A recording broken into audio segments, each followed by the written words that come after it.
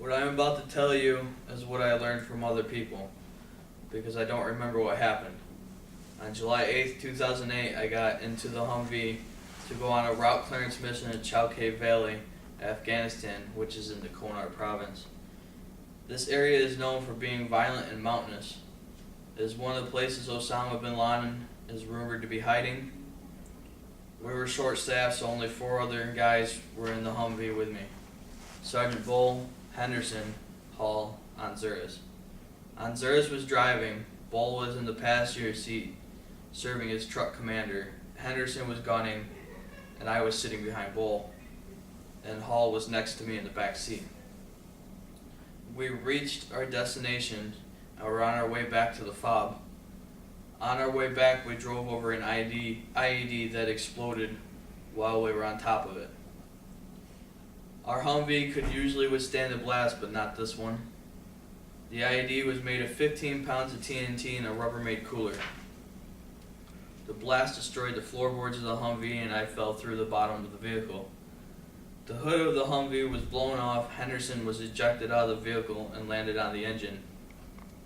The bulletproof windshield fell on top of Anzuris. We all got medevac to the main hospital in Afghanistan. I spent about a week in the hospital recovering. The amnesia was the worst. My buddies said I drove them nuts because every day for a week I asked them, "Where am I?" I vaguely remember someone giving me a Purple Heart. I wasn't that happy about it. Usually you get a Purple Heart when you are dead. That's not the medal I wanted to get. I had amnesia and was on painkillers, so my memories of getting this medal are vague. Of the 5 of us who were in the Humvee, 2 of us were injured, 2 of us were okay, and 1 of us died. Sergeant Bull, who was sitting in the front, didn't make it. The blast that injured me killed him. After a week at the hospital in Afghanistan, I was flown to Landstuhl, Germany, where I spent 2 days. Then I was flown to Darnell Hospital at Fort Hood, Texas. I was treated for a few days and then released. As soon as I was released, I went to the mall to get some clothes. Then I went straight to Sergeant Bull's funeral. That was hard. As soon as I walked in, his wife saw me and gave me a big hug. I sat next to her and her 2 kids, a 3-year-old son and a 6-year-old daughter. His wife gave me a bracelet. It says when he was born and when he died. It says, "Douglas John Bull, never will be forgotten." He was buried in the Veteran Memorial Cemetery at Fort Hood, Texas. Every day I wonder why he died and why I lived. After the funeral, I basically spent all my time at the hospital. I had doctor appointments all day with physical therapy. I had stitches in my face and leg and had to get brain scans. I was diagnosed with TBI, traumatic brain injury, and PTSD, post-traumatic stress disorder. The doctor said I was non-deployable because of my TBI.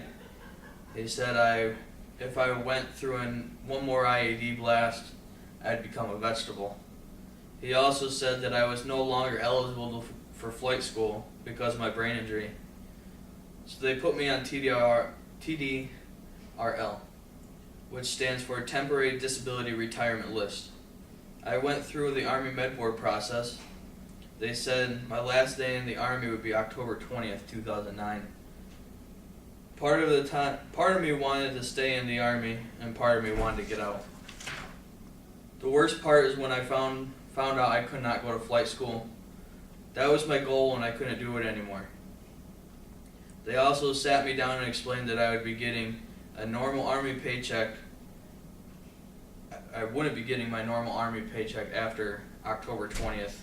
I'd be getting 2 checks. One from the VA, that's my retirement, and one from Social Security, that's my disability check. These 2 checks together are enough to get by, but not comfortably. It's not the lifestyle I'm used to. So when I came home to Spencer at the age of 25, there were some big changes in my life. My paycheck was a fraction of what it used to be, and I was a different man mentally. After I got out of the Army, the VA gave me an assessment. They said I was 200% disabled. Don't ask me how that works. But they told me I am 100% disabled because of my TBI, plus 100% more disabled for sleep apnea, PTSD, and some other injuries. The hardest disability to deal with is my TBI because it affects my memory. PTSD has changed some things about me too. My dad noticed that I am jumpier than before and I lose my temper more easily. My wife said I am not the same person. I used to like to hunt, but now I don't like being around guns anymore. I used to go shopping at Walmart, but now I feel nervous around crowds. I feel paranoid if I am a passenger in a car, and sometimes I think other drivers are following me. My representative with the Army Wounded Warrior Program told me about a rehabilitation program called the CDS Warrior Salute Program. We went on a tour of the facility together. The Warrior Salute Program accepts referrals of service members who have sustained injuries in the line of duty and need urgent services to transition back into civilian life. Service members and their families have access to case management services in addition to a 20,000 square foot industrial workshop, a general store, a restaurant. These are all supported vocational training outlets that also provide income to those working there. The facility features a fully accessible aquatic and fitness center, bank, art and music center, and an accessible apartment to perform independent living skills and assessments.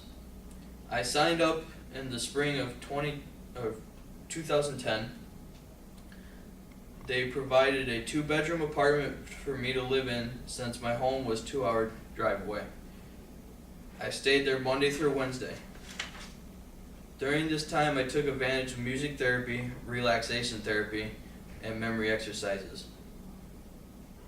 I learned some new job skills. I also did mock interviews and created a resume. I did landscaping, put radio parts together, and worked in the spice factory, which is under the AbilityOne Program. I packed cases of black pepper, cinnamon, paprika. These were sold to the Defense Logistic Agency and shipped all over the world. These spices are used by servicemen and women everywhere, including Iraq and Afghanistan. In fact, I probably ate some of these spices throughout my years in the Army. But I had no idea that people with disabilities packed them so close to my hometown. It is a very secure facility because it is considered a potential target. I needed to be badged 3 times in order to get to work.